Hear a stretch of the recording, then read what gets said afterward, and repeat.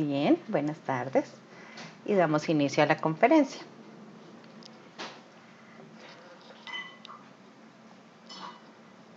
Ok.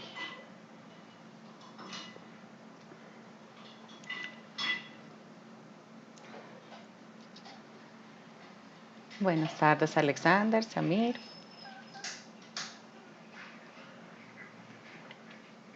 Bien.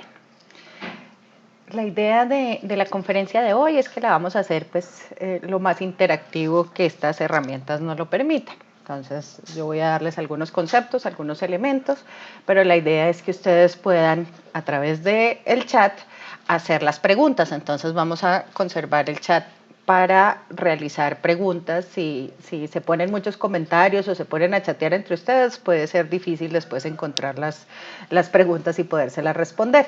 Entonces vamos a dejar el chat únicamente para preguntas, ¿de acuerdo? Muy buenas tardes a todos.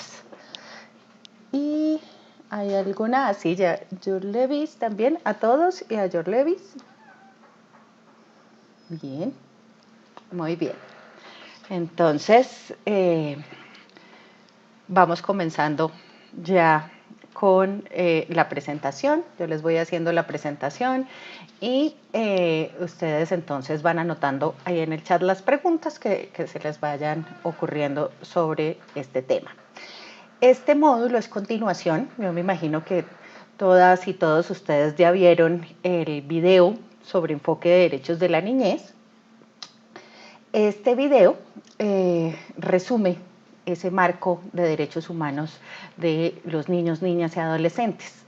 Hoy vamos a enfocarnos en cómo se aplica ese marco, no solamente el de derechos de niños, niñas y adolescentes, sino también el de derechos de las mujeres en el abordaje de los delitos sexuales.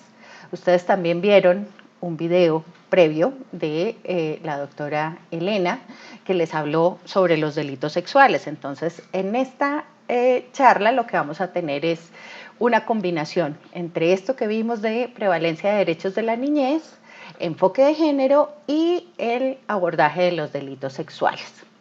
Entonces, espero que estén todas y todos muy bien, que estén con muy buena salud y que pues realmente se estén cuidando y estén ayudando a cuidar vidas, que es muy importante la labor que ustedes desarrollan porque están ayudando a cuidar nuestros defensores y defensoras de derechos humanos. Como les decía en el video previo, esto es vital para un país como Colombia. Entonces, comencemos con la presentación.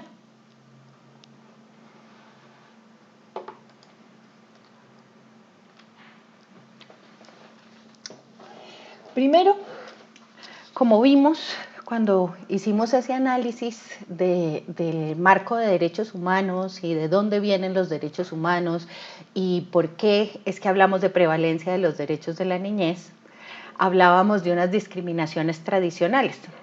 Tanto las niñas, niños y adolescentes como las mujeres sufren una discriminación tradicional, una opresión que les considera algo menos que una persona. En la historia de los derechos humanos, cuando vamos a ver quiénes obtuvieron primero derechos o a quienes se les reconoció como humanos, fue a los hombres blancos, adultos, europeos, con dinero. Esa es la historia de los derechos humanos en la declaración que se hizo en Francia después de la Revolución Francesa en 1789. Esos eran los únicos que podían reclamar derechos. Mucho tiempo después se empezaron a reconocer derechos de otras poblaciones. Hasta 1948, o sea, bastante tiempo después, se dijo que todas, absolutamente todas las personas nacemos libres e iguales en dignidad y derechos. Sin embargo, no ha sido ese reconocimiento susceptible de ser garantizado como tal, sino que se ha requerido que existan unos instrumentos de derechos humanos particulares para estas poblaciones que han sido tradicionalmente discriminadas. Entonces tenemos que esa discriminación, que es uno de los factores fundamentales por los cuales las niñas, los niños, los adolescentes y las mujeres son las principales víctimas de la violencia sexual, hace también que el abordaje de estas violencias se haga de una manera diferente. Por ejemplo, el mensaje que tiene la señorita en la foto. Vivimos en una sociedad que le enseña a las mujeres, a las niñas y a los niños a cuidarse de no ser violadas en lugar de enseñar a los violadores, abusadores, explotadores a no hacerlo. Si ustedes ven las campañas que se hacen en temas de violencias para su prevención, siempre van dirigidas a las víctimas. Ojo, no salgas a tal hora, cuídate. Inclusive yo llegaba a ver en el tema de explotación campañas que dicen no te explotes, que le dicen a los niños no te explotes, no te dejes explotar, o campañas para la trata de personas que dicen no te dejes engañar, siempre poniendo el foco y la responsabilidad en la víctima. Que esto ocurra particularmente en estas violencias no es casualidad. Esto sucede porque estas violencias son una forma de ejercer poder y dominio sobre esas poblaciones que tradicionalmente han sido consideradas cosas, propiedad de los adultos. Si ustedes recuerdan en el video, que espero que se lo hayan visto todos y todas, yo les contaba cómo en la antigua Roma el pater familias podía vender a sus hijos, a sus hijas, a su mujer, para pagar una deuda hasta 3 veces podía vender a sus hijos. A su mujer y a su hija solo la podía vender una vez porque valía menos. Pero tanto mujeres como niños y niñas estaban considerados cosa, res, en el mismo nivel que los esclavos y las esclavas, que el ganado y que la propiedad. Esto, a pesar de que fue hace miles de años, aún persiste en nuestra cultura. Todavía consideramos que los niños, las niñas, las mujeres son cosas, no son personas iguales en dignidad y derechos. Es por eso que cuando hablamos de estas violencias tenemos que ponernos unas gafitas particulares que son las del enfoque de derechos humanos. Estas gafas son las que nos permiten ver esos sistemas de opresión y discriminación y darnos cuenta cuando hay un desequilibrio de poder. Cuando estamos frente a un desequilibrio de poder, probablemente estamos frente a una de estas violencias. Un repasito también de lo que se vio en el video. En el video hablamos de por qué las niñas, niños y adolescentes tienen derechos especiales. Si ustedes recuerdan en el video, se hablaba de que generalmente cuando yo hago esta pregunta en los talleres, las personas responden es por un tema de vulnerabilidad o de incapacidad. Y esto no es así. Los derechos especiales o la protección especial a los derechos de los niños y las niñas, al igual que determinados derechos a las mujeres, lo que buscan es lograr esto, lograr que estas poblaciones que tradicionalmente han sido discriminadas puedan acceder a ejercer sus derechos como iguales, como sujetos, como personas, no como algo menos que una persona. Es por eso, aquí con esta imagen que les puedo mostrar, cómo los instrumentos internacionales de derechos humanos lo que hacen es poner estas cajitas adicionales que garantizan que realmente todas las personas seamos tratadas como iguales en dignidad y derechos, podamos ejercer nuestros derechos. O sea, cuando uno habla de prevalencia de derechos de la niñez, cuando habla de enfoque de género, no está diciendo que esos derechos están por allá arriba, no, lo que está diciendo es que como esas poblaciones son tratadas como inferiores, estas protecciones y estos derechos adicionales lo que hacen es garantizar que se les trate como iguales. Eso es lo que hace todos los instrumentos, tanto los que abordan los derechos de las mujeres, los derechos de los niños y las niñas, como los que trabajan en los temas de violencia sexual, trata de personas y explotación sexual. ¿Cómo aterriza ese marco de derechos humanos en nuestra Constitución? Tenemos en primer lugar, para el tema de trata de personas, el artículo 17 que prohíbe que cualquier persona ejerza propiedad o dominio sobre la integridad de otra persona. Luego tenemos el artículo 43 que nos dice las mujeres son, al igual que los hombres, iguales en derechos y oportunidades. Las mujeres son personas, Ese es básicamente el resumen del artículo 43.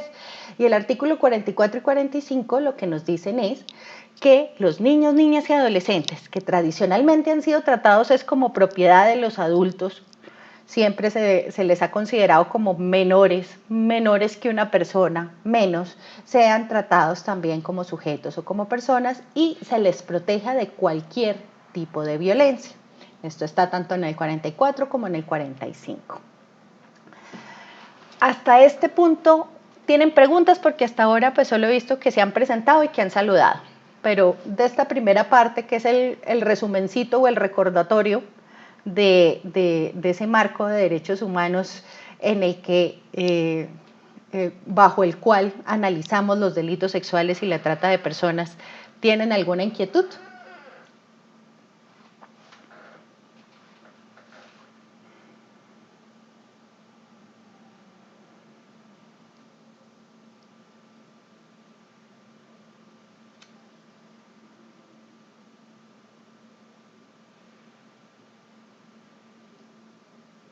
¿No? ¿Quedó todo clarísimo?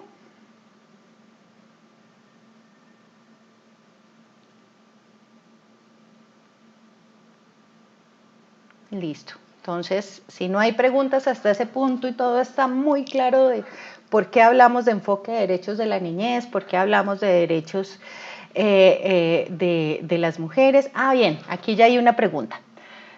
Siempre se habla de derechos y deberes. Ok. Esa es una muy buena pregunta. ¿Por qué? Porque los derechos humanos no tienen unos deberes correspondientes para poder que nos los garanticen. Existen los derechos por sí mismos, no nos los tenemos que ganar en un concurso de méritos, los tenemos por el mero hecho de nacer. Los deberes los tenemos todas las personas, todos los ciudadanos y ciudadanas, pero estos no dependen o no son codependientes de los derechos. Uno puede hablar y hacer una conferencia solo del tema de deberes, pero no significa que los deberes y los derechos estén unidos o estén atados. Uno no puede decir que el niño tiene derecho a la salud solo si se toma la sopa y se come las verduras.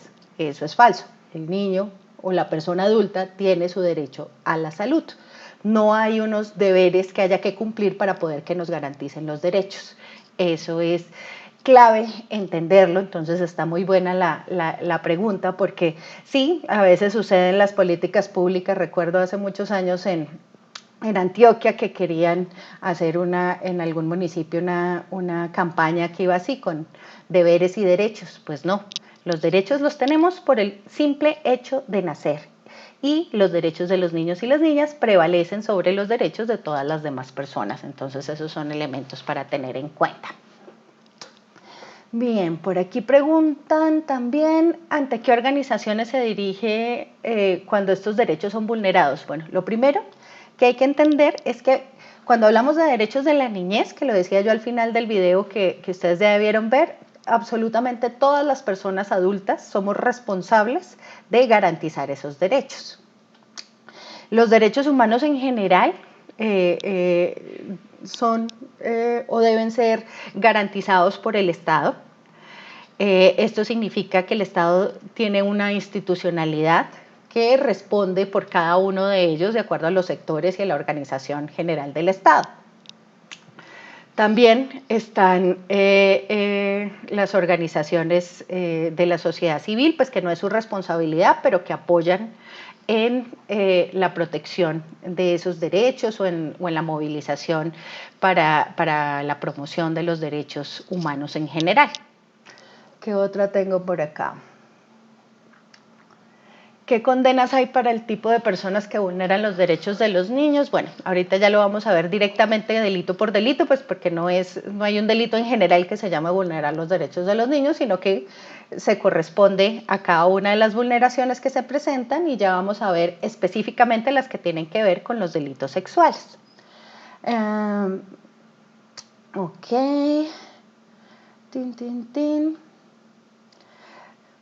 Bien, Javier pregunta, ¿los derechos especiales son el derecho a la igualdad? Sí, o sea, la conexión que estás haciendo ahí, sí. O sea, poder garantizar que eso que se declaró en 1948 es que todas las personas nacemos libres e iguales en dignidad y derechos, implica que hayan unos derechos adicionales o especiales para garantizar esa igualdad. Estuvo muy bien ese análisis. Pregunta Alexander, ¿por qué hay tanta violencia sexual contra la niñez?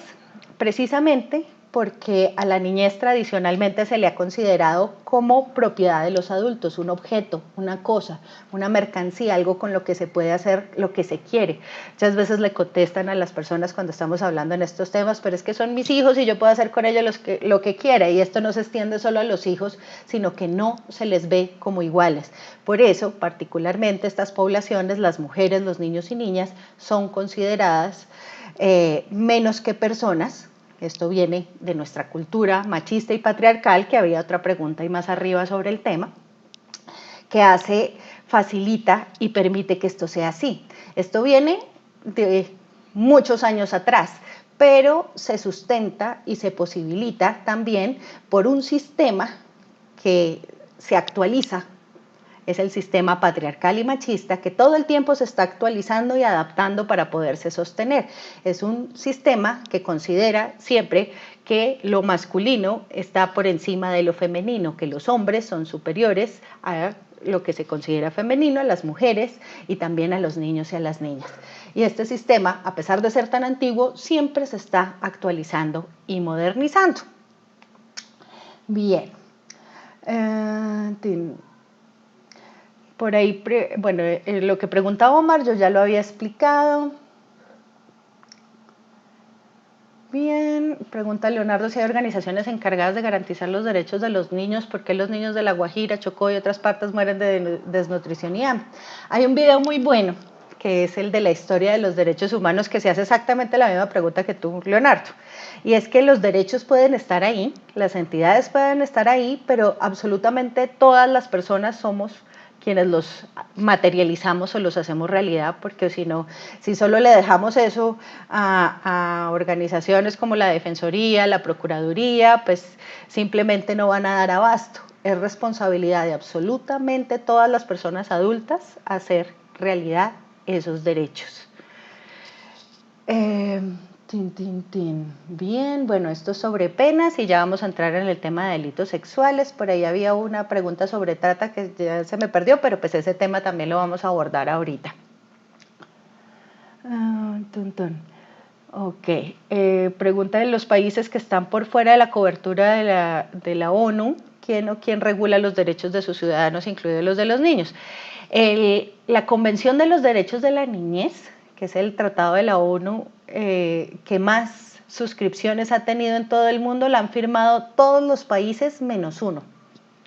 Díganme ustedes cuál país creen que es el único en el mundo que no ha firmado la Convención de los Derechos de la Niñez.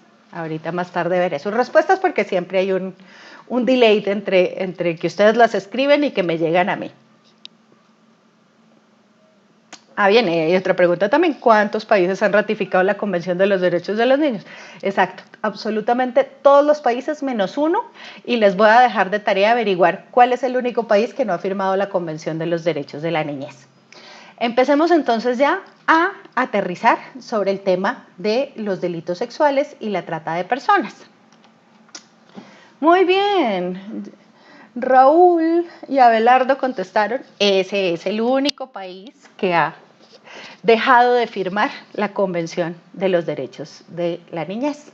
Sí, bien, listo. Entonces empecemos ya a aterrizar específicamente en el tema de la historia de los delitos sexuales. ¿Cómo es que se ha dado esa protección?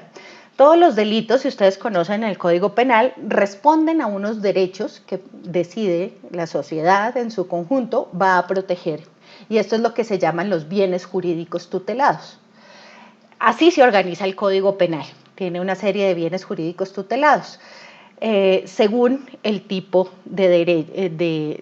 mejor dicho, los delitos se organizan de acuerdo al bien jurídico tutelado. En delitos sexuales, en nuestra historia colombiana, ha habido diferentes tipos de protección. En 1980, el Código Penal protegía un bien jurídico denominado el pudor sexual. El pudor sexual es, según el diccionario, la capacidad de ponernos colorados.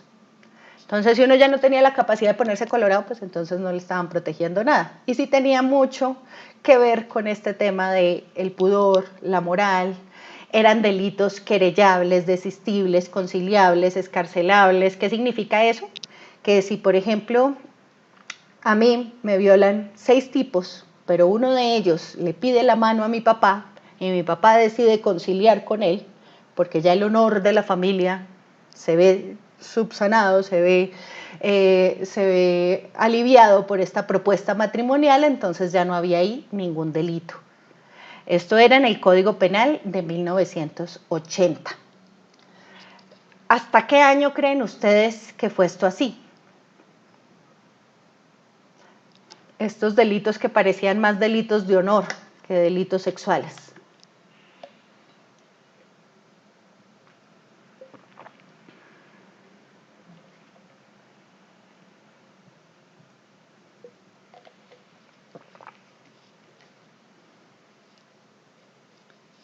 ¿En qué año creen que se modificó esto?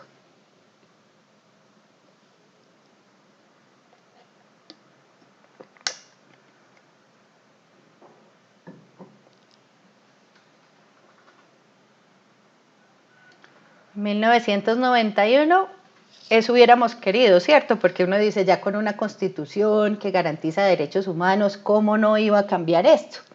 Pues necesitamos que pasaran 6 años más después de 1991 para que esto cambiara. O sea, solo hasta 1997 se modificó el Código Penal y ya dejamos de hablar del pudor. Uno todavía oye algunos funcionarios del sector justicia o del sector seguridad hablando de los delitos contra el pudor sexual porque todavía los tienen presentes. Eso fue antier, 1997, que se modificó. ¿Y cómo se logró que se modificara? Eso se logró mediante la acción de organizaciones que propenden por los derechos de las mujeres y de la niñez. Estuvieron ahí dando la pelea en el Congreso para lograr que se modificara efectivamente el Código Penal. Y esa ley es histórica porque es la primera vez en el mundo que se reconocen los derechos de las víctimas de violencia sexual. Antes de eso, nadie había oído nunca la palabra revictimización.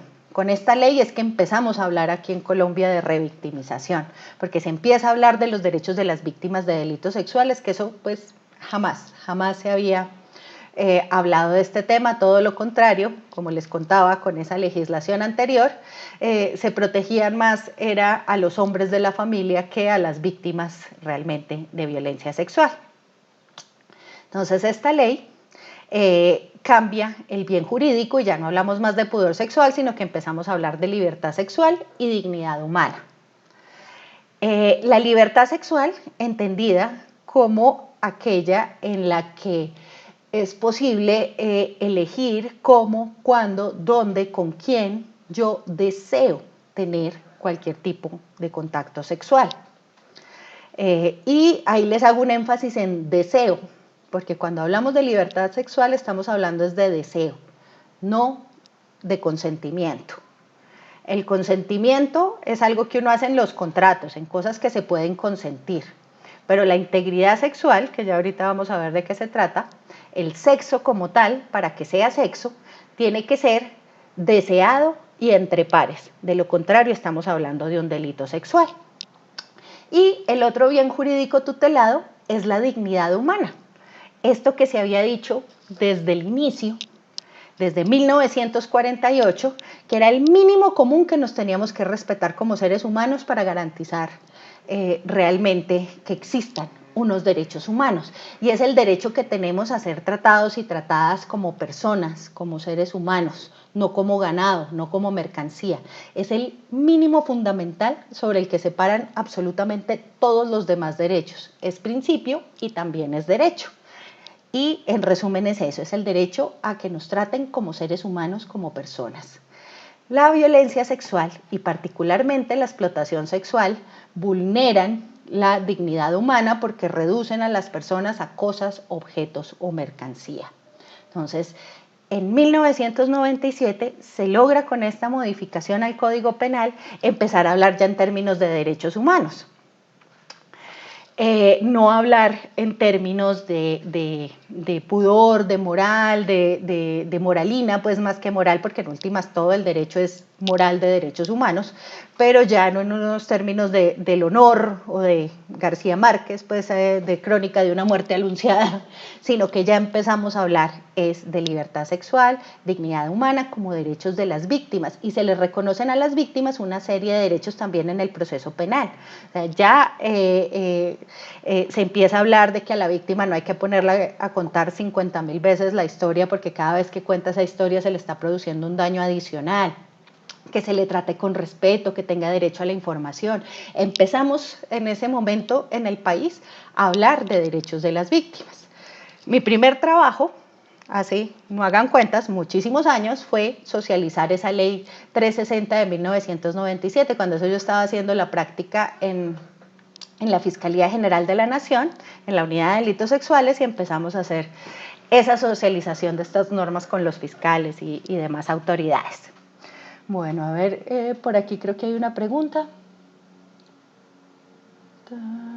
Separan el cargo ya, no pasa nada. Ok, fueron tenidos en cuenta en el proceso de paz para no dar ningún perdón. Ok, ustedes están hablando.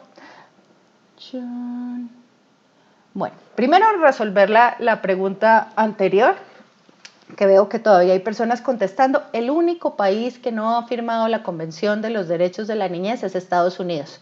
Ya todos los demás que mencionaron ya la firmaron. El año pasado y antepasado se dieron como las últimas firmas y ahora el único que falta por firmar es Estados Unidos.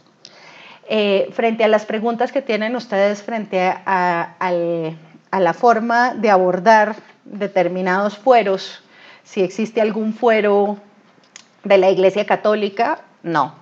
O sea, todas las personas respondemos igual por estos delitos. Tampoco, y como se contesta ahí, hay un fuero especial para los delitos sexuales para actores armados o para el ejército o para la policía, no.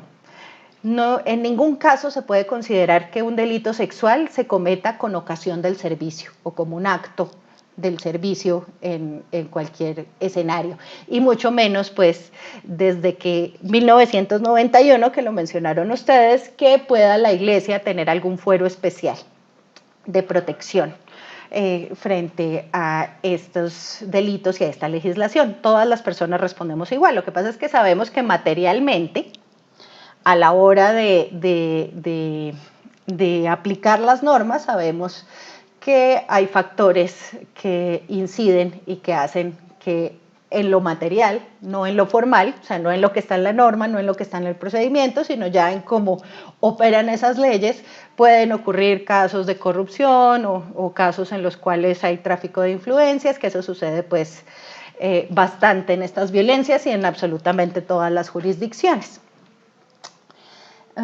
Por aquí.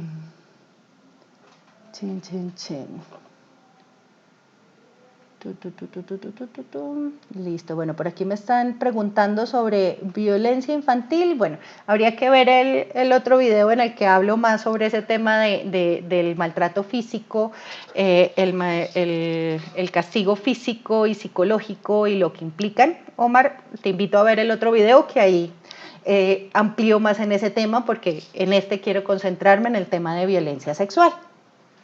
Bien.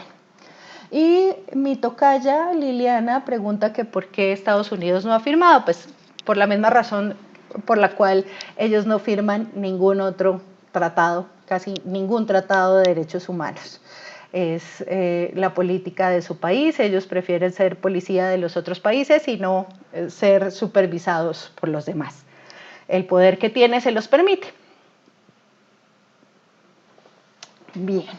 Y por aquí preguntan por las rebajas de pena. Bueno, allá vamos a llegar. Efectivamente, para los delitos sexuales cometidos contra niños y niñas no existe ningún subrogado, ningún beneficio, ninguna rebaja cuando las víctimas son menores de 18 años. Esto entra a partir de la Ley de Infancia y Adolescencia, la Ley 1098. desde el 2006, así es. Bien, entonces continúo con el proceso. Esto fue en 1997, pero resulta que en el año 2000 otra vez se reformaron el Código Penal. Desde eso estamos hablando del nuevo Código de Penal. Ya cumplió 20 años y seguimos hablando del nuevo Código Penal. Vamos a ver hasta cuándo le seguimos diciendo nuevo.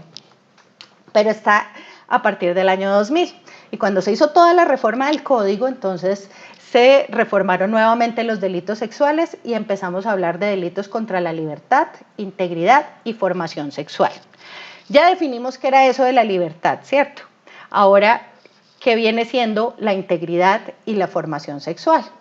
La integridad sexual, que es, no se sorprendan si no tienen la definición.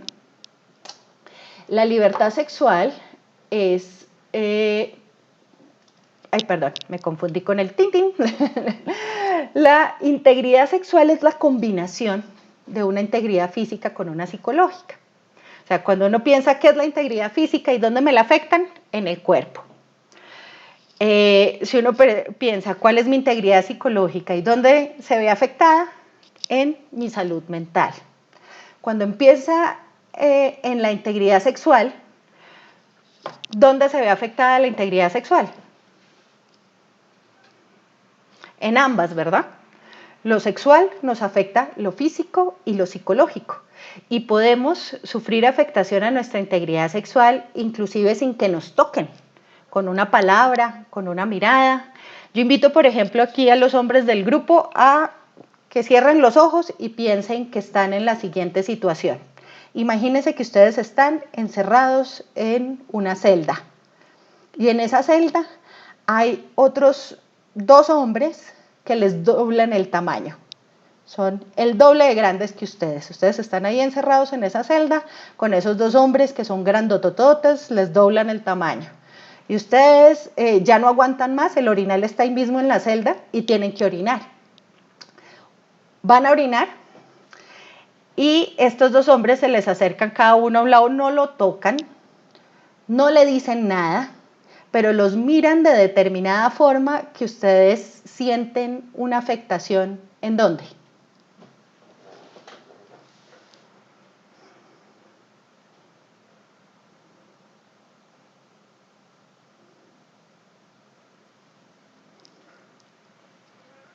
Si a ustedes no los están tocando, pero sienten esa afectación a su integridad sexual, ustedes dicen, ya, me van a violar. Es lo que piensan ustedes.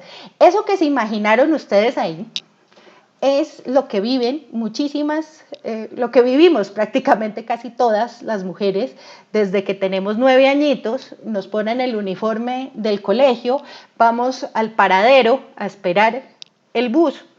Mientras estamos ahí esperando y en el camino hasta el paradero y de vuelta a la casa, las miradas, los comentarios, ese acoso callejero nos hace sentir exactamente ese miedo que se acaban de imaginar ustedes con el ejemplo que les puse.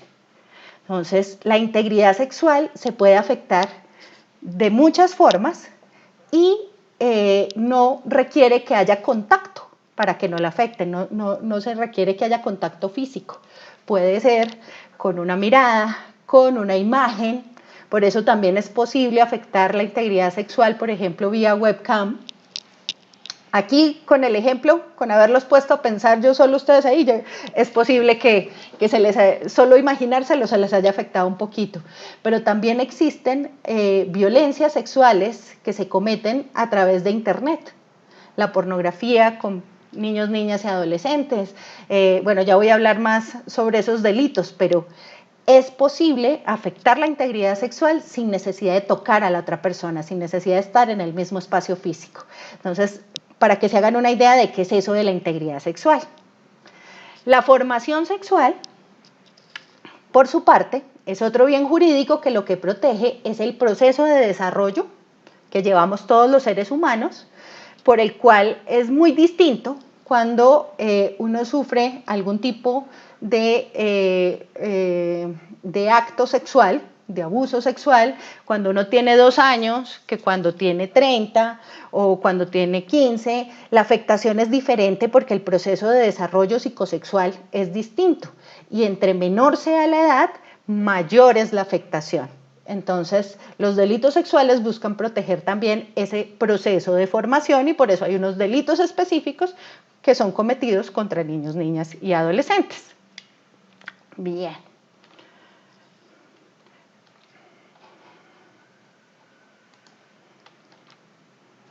Miremos ahora cómo se clasifican esos delitos.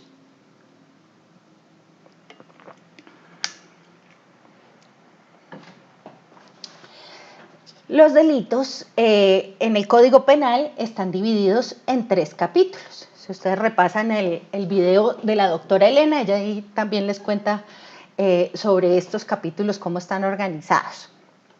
El primero de ellos recoge los delitos de la violación, que en resumen son aquellos que se cometen por el uso de la fuerza, la violencia o la amenaza de ejercer esa fuerza o la violencia. El siguiente grupo de delitos lo componen los abusivos, que son aquellos que se cometen aprovechando el desequilibrio de poder entre el agresor y la víctima, que ya les conté de dónde vienen esos desequilibrios de poder, ¿no? Y finalmente la explotación sexual es una suma entre ese desequilibrio de poder y un ingrediente adicional que es la cosificación de las víctimas, convertirlas en mercancía, en cosa. ¿Cómo se les convierte en mercancía o cosa? Pagando por su integridad sexual, vendiendo su integridad sexual, convirtiendo su integridad sexual en un material, como ocurre en la pornografía, que puede ser usado miles de veces, inclusive después de que la víctima ya está muerta, para que entiendan más o menos cómo se componen esos delitos. Ya cuando entramos en el código, que en el video de la doctora Elena ustedes van a ver ya más detallados los 2 primeros, los delitos, y yo me voy a enfocar sobre todo en los últimos, de explotación sexual. Vamos a ver cómo ha organizado el legislador en el código esa serie de violaciones a esos bienes jurídicos que mencionamos, que son la libertad, la integridad y la formación sexual. A ver, algunas, aquí hay una pregunta. Siempre se dice que el delito sexual lo realiza un hombre por nuestra sociedad machista, pero cuando una mujer ejerce violencia física, sexual a un hombre, ¿cómo se ve entre la sociedad y la parte penal? Bueno, en los delitos, ahí ya que están mencionando el sujeto pasivo, entonces ahí vamos haciendo las aclaraciones. En el primer grupo de la violación, que son los que se usa la fuerza, la violencia o la amenaza, cualquier persona puede ser víctima. Ahí lo dice, las víctimas de estos delitos pueden ser hombres o mujeres de cualquier edad. O sea, cualquier persona puede ser tanto víctima como victimaria de un delito del capítulo de la violación. En los actos sexuales abusivos también cualquier persona puede ser víctima, pero generalmente, como son delitos en los que se aprovecha un desequilibrio de poder, el agresor es alguien que tiene poder y la víctima alguien que no lo tiene. Eso es lo que vamos a ver que caracteriza los actos sexuales abusivos. Entonces pueden darse entre una persona adulta y una persona menor de edad, también entre un hombre y una mujer, entre alguien con una posición económica o política o un cargo y alguien que depende de ese cargo, o alguien que presta, por ejemplo, ayuda humanitaria y las personas que son beneficiarias de esa ayuda. Lo que siempre vamos a ver ahí es el desequilibrio de poder. En la explotación sexual, como también estamos viendo ese desequilibrio de poder, vamos a ver que en gran medida los agresores, los demandantes, son en el 99,9% hombres adultos y las víctimas son en un 98% mujeres, niñas, niños y adolescentes.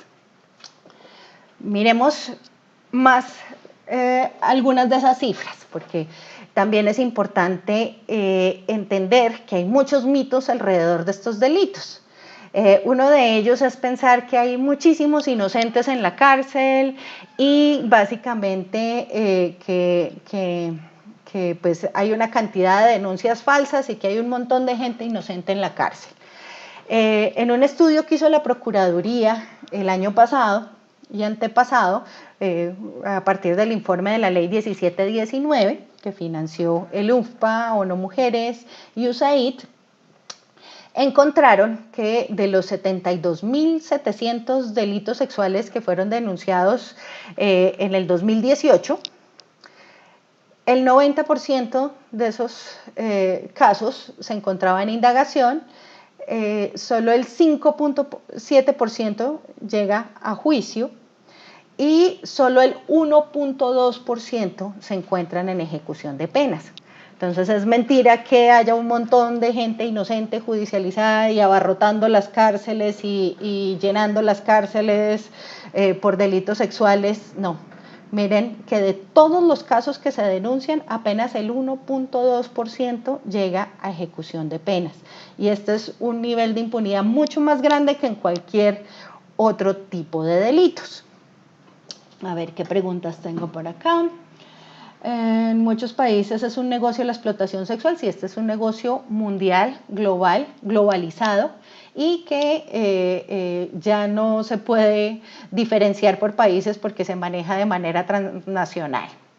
La violencia sexual se puede realizar con un objeto, claro, ya vamos a ver cada uno de los delitos, pero les invito a que repasen el video de la doctora Elena, que ella explica muy bien cada uno de los delitos sexuales con más detenimiento. Aquí lo que estamos viendo es cómo se abordan con enfoque de derechos humanos.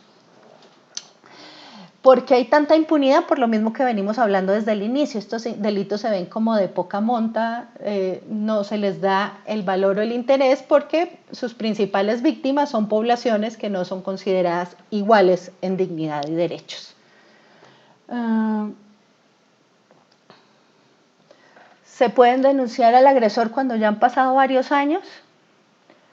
Pues los delitos todos prescriben.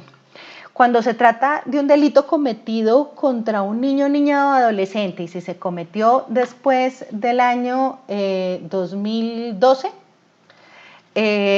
hay 20 años más después de haber cumplido los 18 años para denunciar ese delito. O sea, hay un periodo que se agrandó bastante en los casos de niños y niñas, el espacio para poder denunciar, teniendo en cuenta que muchas veces en estos casos las víctimas no cuentan porque sienten vergüenza, porque se sienten atemorizados, entonces se dieron 20 años después de haber cumplido los 18 años de haber sido víctima para poder denunciar. Cuando la víctima es una persona adulta, hay un límite de tiempo según el delito, que es básicamente el máximo de la pena. Que si el delito tiene hasta 10 años, entonces hay más o menos hasta 10 años para poder denunciar, para que no prescriba el delito. Y lo otro es ya cuando son delitos de lesa humanidad que no prescriben.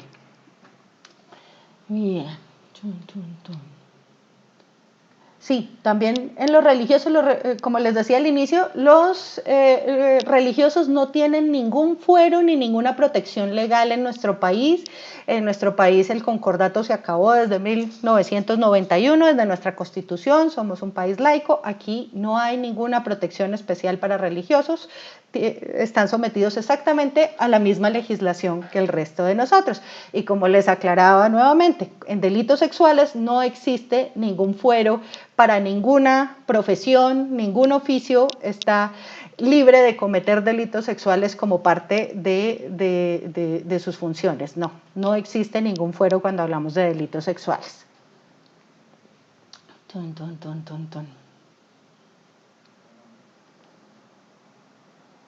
Ahora vamos a ver cuáles delitos conforman el delito de la violación, ya que me estaban preguntando por allí que si se podía con un objeto.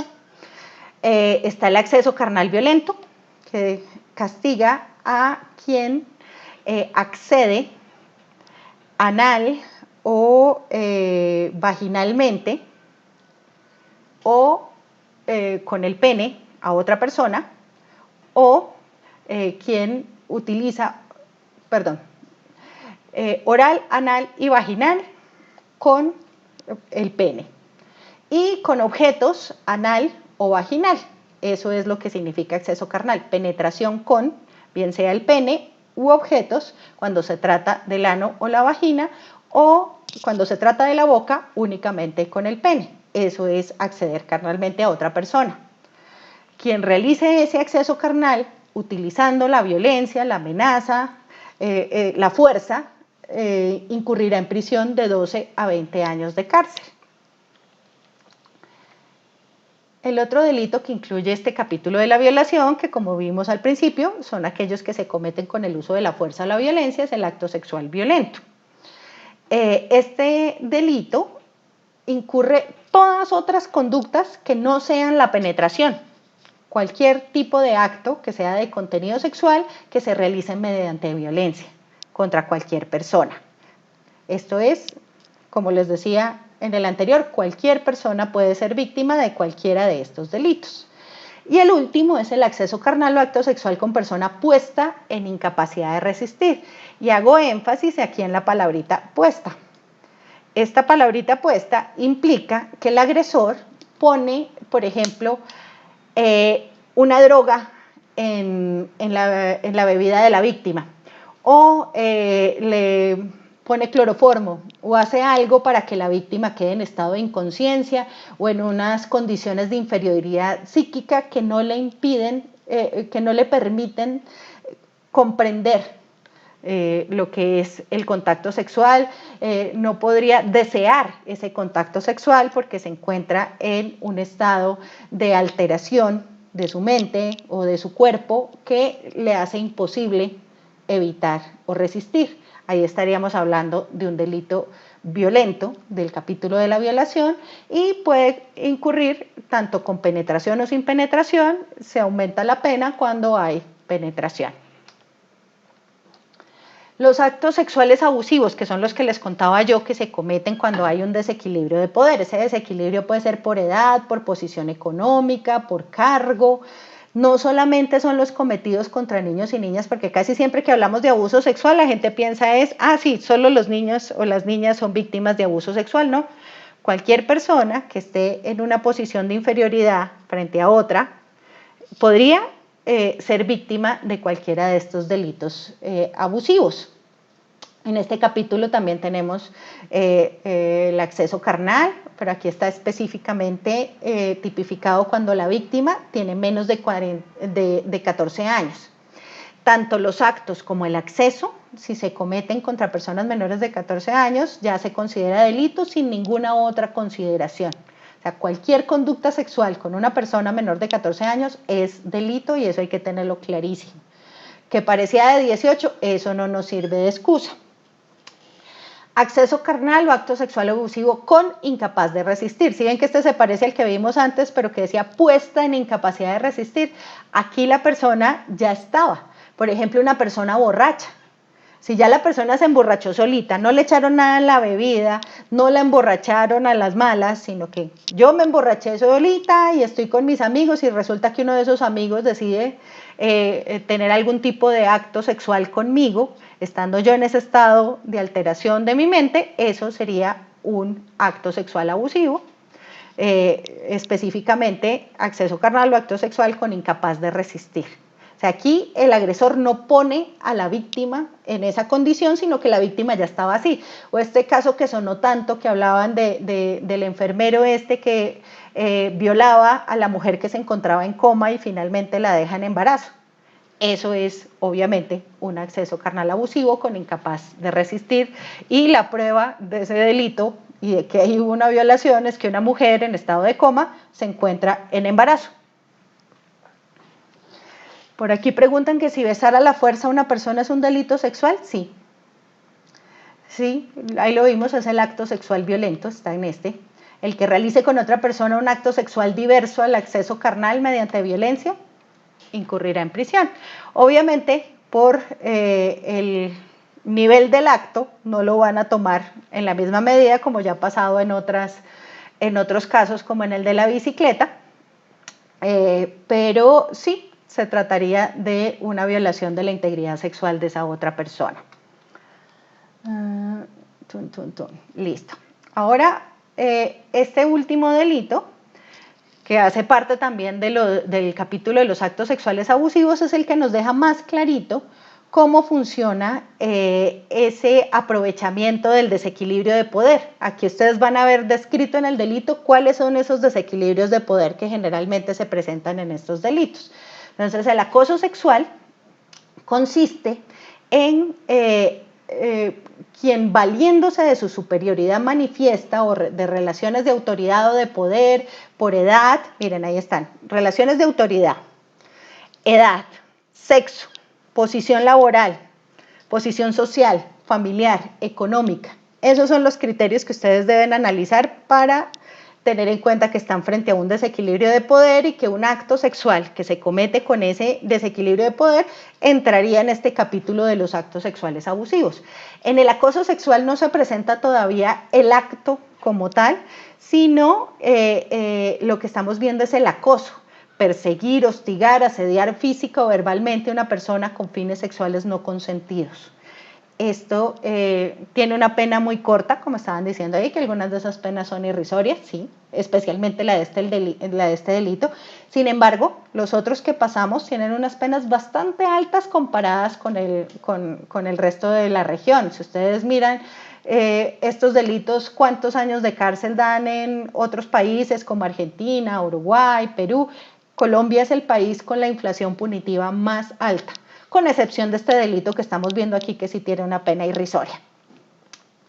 Miremos ya los delitos de explotación sexual, que por ahí también estaban preguntando sobre los temas de explotación sexual en Cartagena. ¿Y qué otra pregunta? Bueno, aquí ya había una procesal, que era la demora en ser juzgados para los grupos armados. ¿Qué más hay ahí? Lastimosamente en muchos casos no son denunciados por vergüenza, otros amenazas, sí. Sí, aquí estamos viendo lo que está en la norma y lo que está en el proceso. La aplicación depende, en muchos casos, de nosotras y nosotras como defensoras de derechos humanos y ustedes como defensores de los defensores y defensoras de derechos humanos que precisamente nos encargamos de visibilizar, quienes trabajamos en los temas de violencia sexual, nos encargamos de visibilizar esas barreras que existen de acceso a la justicia, esas dificultades que existen para que esto que está en la norma se vea en la realidad, se aplique en la realidad y se aplique de manera equitativa en toda la población, que no sea solamente para los de Ruana, como dicen, sino que se aplique de acuerdo con el enfoque de derechos humanos, considerándonos a todas las personas iguales en dignidad. Listo. Acoso, por aquí frente a la anterior preguntan que, bueno, ¿las penas son más drásticas con menores de 12 años? Sí, hay una serie de agravantes para todos esos delitos que acabamos de ver. Cuando el delito no dice si es con menores de edad, entonces se agrava cuando la víctima tiene menos de 18. Si el delito ya dice que se comete contra una persona menor de edad, entonces se agrava si la víctima tiene menos de 12. Y así, o sea, agravarse es que se aumenta la pena porque se dan dos circunstancias, unas que ponen en mayor vulnerabilidad a la víctima u otras que le dan más poder o más ventajas al agresor. Ya vamos a ver algunos de esos agravantes en los delitos de explotación sexual. Pregunta Samira, ¿acoso no sería igual a hostigamiento? Sí, está dentro de los verbos. Hostigue, asedie, persiga, se toman como sinónimos de ese acoso. Pero ese hostigamiento, para que entre en estos delitos de los que estamos hablando, tiene que ser sexual, con fines sexuales no consentidos o no deseados, que es realmente lo que debería decir la norma. Quisiera explicarles un poquito más este tema del consentimiento, porque ya les hablé de que para que el sexo sea sexo tiene que ser deseado y entre par.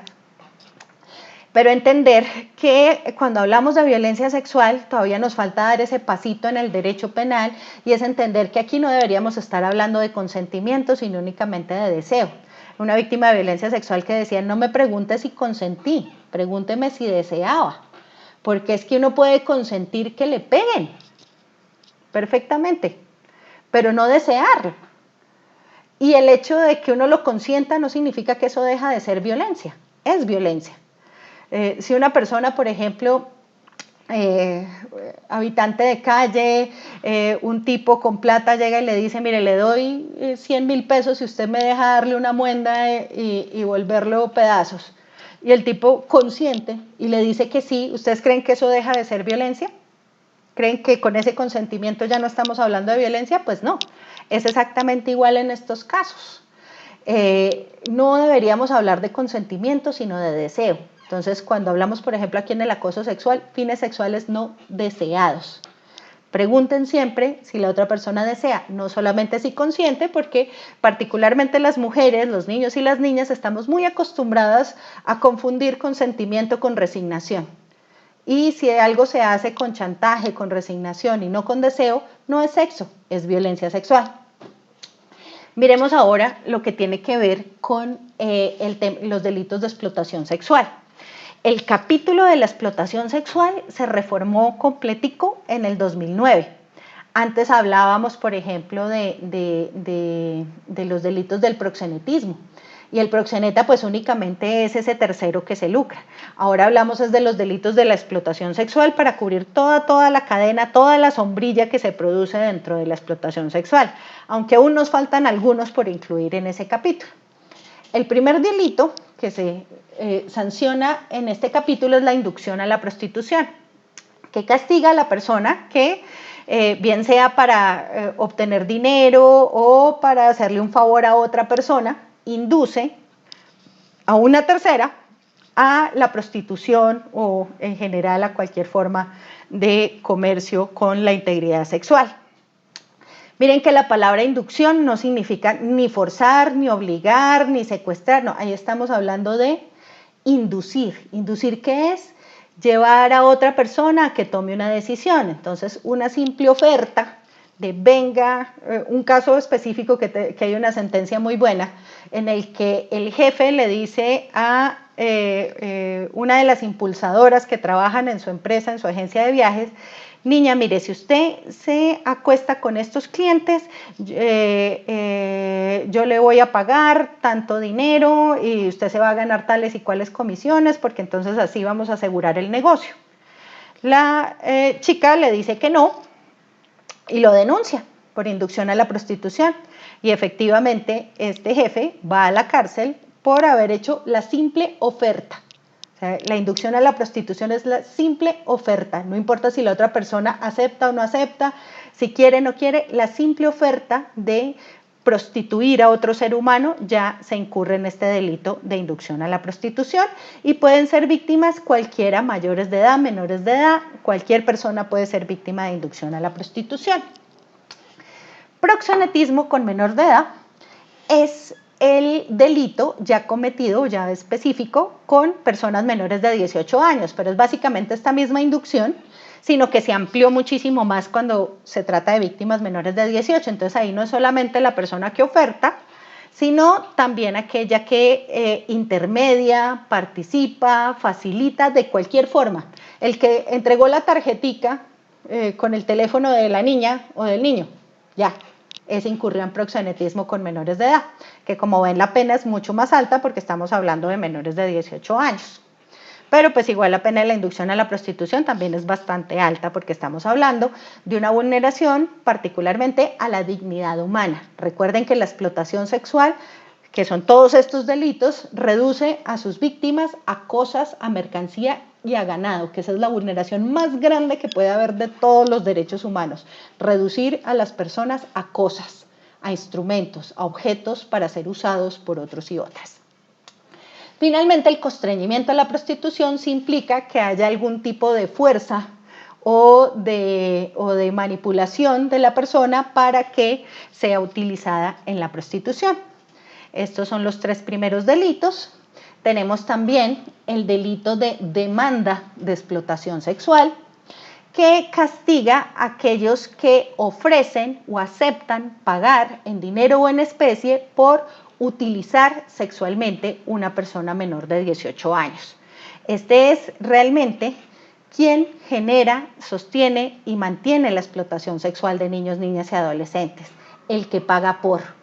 Que bien Claudia en todas sus presentaciones habla de la importancia y la responsabilidad que tienen los demandantes, de los que pagan por, los que ponen la plata. Ustedes siempre recuerden que sin plata no hay trata.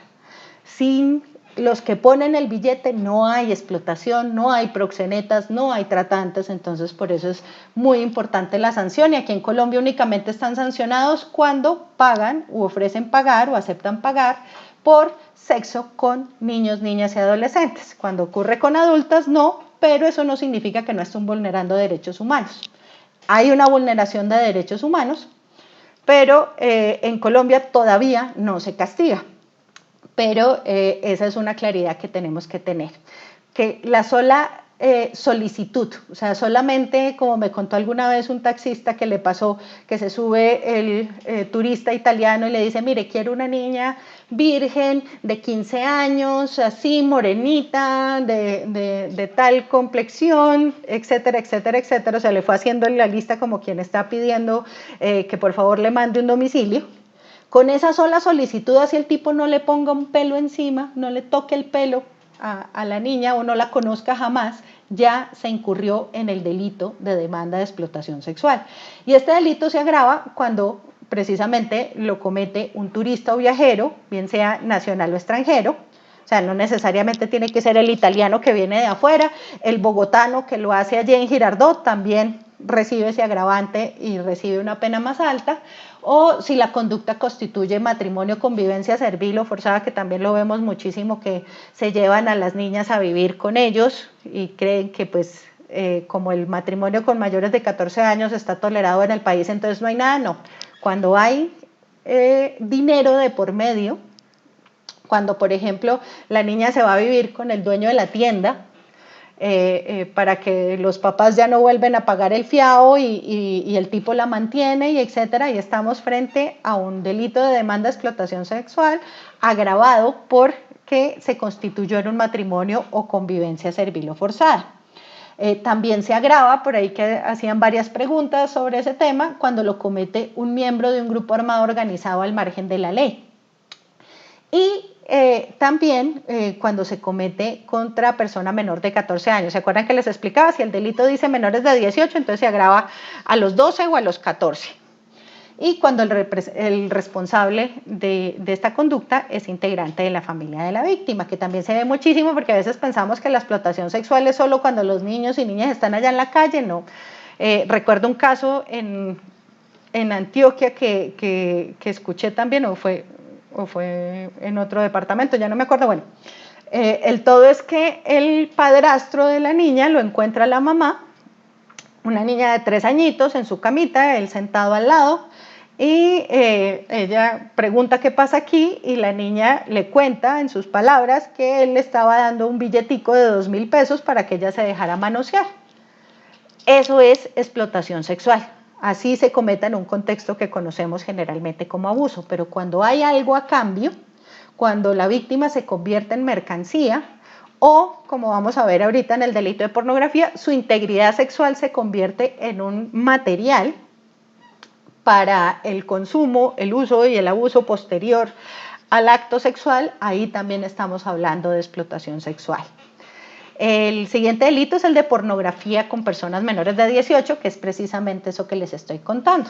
Es convertir la integridad sexual de una persona menor de 18 en un material que puede ser con cualquier uso. Aquí están absolutamente todos los verbos, desde el que toma la foto, el que graba, el que produce, el que divulga, el que ofrece, el que vende, el que compra, el que posee, porta. O sea, el solo hecho de tener ustedes en su celular, en su WhatsApp, un pack con fotos de jovencitas de 17 años ya configura el delito de pornografía con menores de 18 años. Esto también penaliza el alimentar las bases de datos de Internet con o sin fines de lucro. O sea, aquí no es necesariamente en la pornografía hay un intercambio, no. Es el solo hecho de convertir la integridad sexual de un niño, niña o adolescente en un material de cualquier tipo, en un video, en una foto, en un audio, en lo que sea. El convertirlo en ese material es lo que constituye la vulneración de la dignidad humana, no solamente de ese niño o de esa niña, sino de toda la población, porque es nuevamente recalcar y repetir que los niños y niñas son cosas para el uso, goce, servicio y disfrute de personas adultas. Finalmente, el artículo 219A nos habla de la utilización o facilitación del correo tradicional, las redes globales de información o cualquier medio de comunicación para obtener, solicitar, ofrecer o facilitar contacto o actividad con fines sexuales con personas menores de 18 años. ¿Esto qué es? Es lo que conocemos y que sale mucho en las redes o en los medios como el grooming, el sexting, la sextorsión, o sea, cualquiera de esas conductas en las cuales se utiliza un medio de comunicación, el celular, el computador, para cualquier tipo de conducta sexual con una persona menor de 18 años ya se incurre en este delito. Esos son básicamente los delitos de explotación sexual. Se me están perdiendo preguntas porque se me van para arriba, entonces voy a parar para mirar a ver si se me ha escapado alguna y entramos a trata y ya creo que se me acabó el tiempo también, pero bueno, voy a cerrar más bien con el de trata de personas y paso a mirar si quedan algunas preguntas para resolver, pero ya se me está terminando el tiempo, acabo de ver que ya nos pasamos de la hora, pero bueno, ustedes están ahí atentos y atentas a las respuestas, así que no se preocupen que no les voy a cortar. Bueno, trata de personas es un delito que va muy conexo a estos delitos que acabamos de hablar, porque una de sus principales finalidades es la explotación sexual. La trata consiste en captar o invitar a una persona o trasladarla o acogerla o recibirla para que sea explotada en diferentes formas de explotación que incluye este delito. Este delito protege, básicamente, también es la dignidad humana, el evitar que personas sean tratadas como objetos o como mercancía. ¿Qué es lo que se busca? Al castigar desde que la persona hace la captación, es decir, desde que pone el aviso que dice se buscan webcamers que trabajen desde su casa o se buscan escorts o cualquiera de estos avisos que vemos tan frecuentemente, desde ahí se pueda judicializar, cosa que las víctimas no sean efectivamente explotadas. Este delito viene también del marco de derecho internacional y es un delito que busca correr esas barreras del derecho penal precisamente para evitar que seres humanos sean reducidos a algo menos que eso, que personas o que seres humanos. Nuestro delito es fantástico porque además de dejar clarito que no se necesita probar si eso fue por fuerza o aprovechando una condición de vulnerabilidad, nada. Solo hay que probar que alguien captó con fines de explotación o que trasladó con fines de explotación o que acogió con fines de explotación a una persona. Y nos trae también la definición clarita de explotación. Dice, se entenderá por explotación el obtener provecho económico o cualquier otro beneficio mediante la explotación de la prostitución ajena, otras formas de explotación sexual y otras que ya se salen de este ámbito que estamos hablando de la violencia sexual, que son los trabajos forzados, la esclavitud, el tráfico de órganos, la mendicidad ajena y otras formas. Está abierto para cualquier forma de explotación. Dice nuestro delito también muy clarito que el consentimiento dado por la víctima, cualquier forma de explotación, no exonera de responsabilidad penal a los agresores, a los tratantes. Entonces esos son unos elementos que hay que tener en cuenta tanto en la explotación sexual como en la trata. El consentimiento es irrelevante. Aquí no nos vamos a preguntar si la víctima quería, no quería, si dijo que sí, si dijo que no, si sí sabía que iba. No, aquí no, lo que se juzga, tanto en la explotación sexual como en la trata, es la conducta de los explotadores y los tratantes, lo que ellos hicieron. Lo que haga o deje de hacer la víctima, eso no está en juicio. Sin embargo, en la realidad, lo que hacen muchos operadores y la sociedad en general es ponerle la responsabilidad a las víctimas y eso es algo que tenemos que empezar a cambiar para que no ocurra lo que decía nuestro aviso al inicio. ¿Recuerdan? Que en lugar de decirle a los tratantes, explotadores, violadores, abusadores que no lo hagan, lo que hacemos es decirle a las víctimas que se cuiden. Y así no puede ser. Miren, el Congreso cuando sacó la ley 985 de 2005, dejó muy clarito eso en la exposición de motivos. Dice, el reproche penal no se debería dirigir contra quienes transan con seres humanos sin haber contado con sus consentimientos, sino simple y sencillamente contra quienes transan con seres humanos.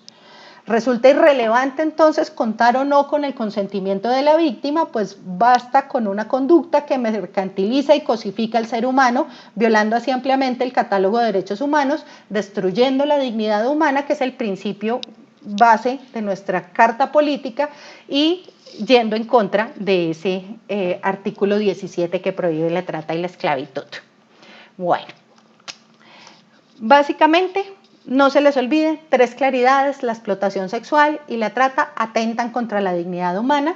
Ninguna persona puede renunciar a su dignidad, por lo tanto, nadie puede consentir válidamente su propia explotación.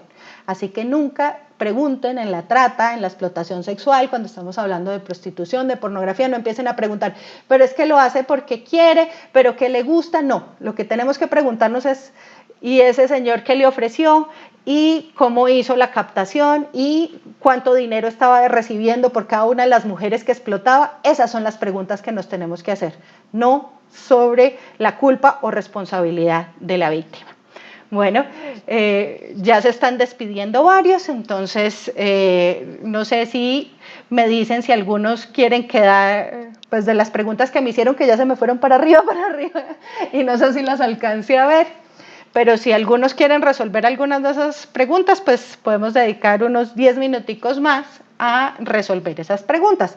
Aquí al final, en esta última diapositiva que les estoy dejando, están los términos. Es muy importante que cambiemos nuestro lenguaje y que utilicemos los términos adecuados para referirnos a la explotación sexual. Aquí hay una tableta que elaboró la Procuraduría con los términos adecuados para hablar de estos delitos. Bueno, voy a intentar subir por los comentarios a encontrar algunas de las preguntas que se me pasaron ya. A ver hasta dónde. Ok, por aquí preguntan por la pena de muerte. La pena de muerte está prohibida por los derechos humanos, por eso países como Estados Unidos, que no firman ningún tratado de derechos humanos, sí la pueden tener. Pero aquí en Colombia, todo nuestro bloque de constitucionalidad prohíbe la pena de muerte y también la cadena perpetua. Pero, como les decía antes, los delitos y la inflación punitiva que tenemos de los delitos hacen que básicamente sean cadenas perpetuas cuando se trata de delitos cometidos contra niños y niñas, porque ahí no puede haber ninguna rebaja. Bueno, este es un comentario.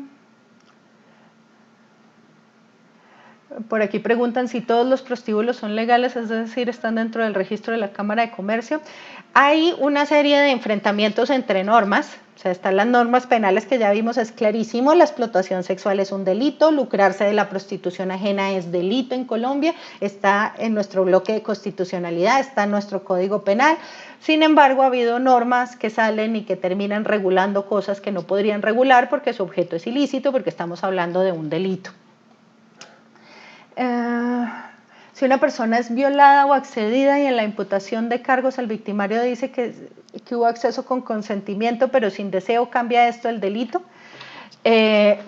Pues debería, que es lo que les mencionaba, el derecho penal, y cuando habla de delitos sexuales debe avanzar a hablar sobre deseo y no sobre consentimiento, porque cuando estamos hablando sobre consentimiento, precisamente lo que se pone en la balanza es que la víctima pruebe, o sea, ya en lugar de juzgar al agresor, estamos juzgando que la víctima sí haya tenido la suficiente expresión de que no estaba consintiendo ese tipo de acto sexual. Entonces, es muy importante. Catherine McKinnon, que es una abogada que ha trabajado en la visibilización, gracias a ella es que existen los delitos de acoso sexual en el mundo.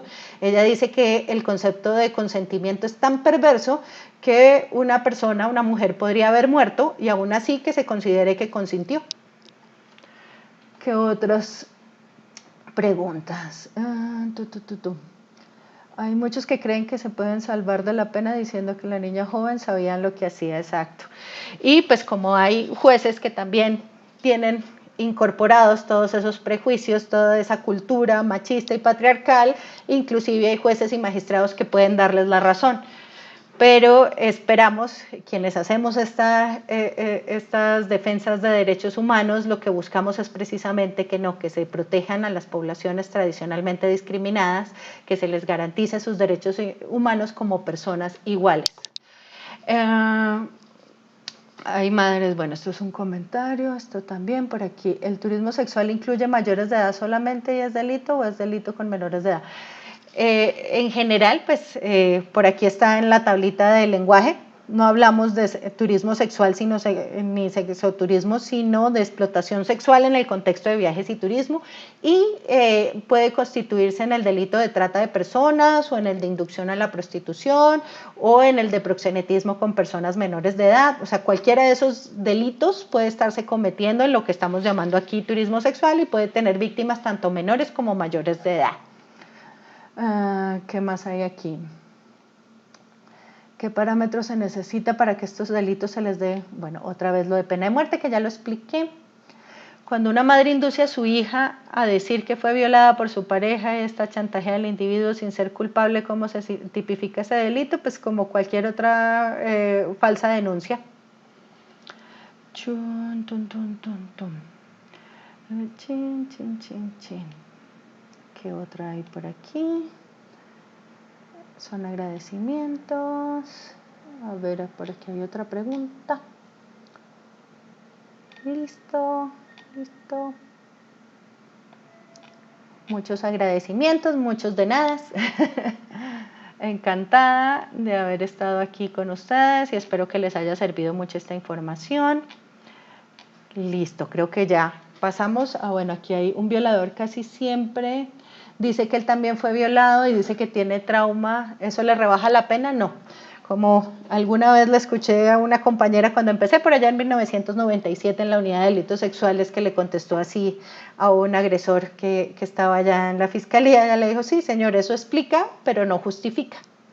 No justifica que usted haga lo mismo que le hicieron a usted con otras víctimas. Además, generalmente, como vemos, la mayoría de las víctimas son niñas y la mayoría de los violadores son hombres.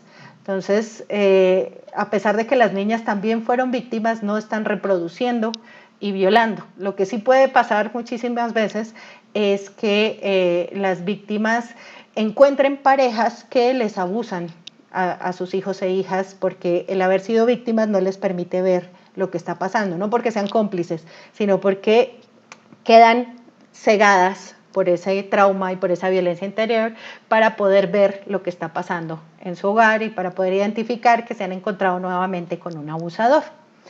Bueno, muchísimas gracias entonces a todos ustedes por todas esas preguntas y ese interés y por haberse quedado hasta este momento.